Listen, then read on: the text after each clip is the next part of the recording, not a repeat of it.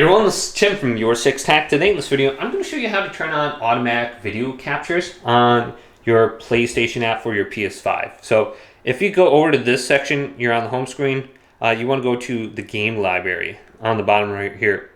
Then switch from games to captures, and you'll see all your captures on here. So your screenshots, your video clips, and they'll only be on here for 14 days. So once you download the video clip or you share it to Instagram or something like that, you should be good to go. So let's go back over to the controller, the first page where you log in. Then go to the top right and go to settings. Scroll on down to console management. Select this and go to auto captures and just make sure this is turned on.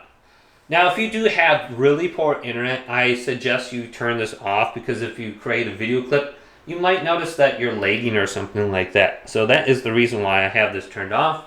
If you have really bad internet, this could affect it. But the captures will only be on here for 14 days.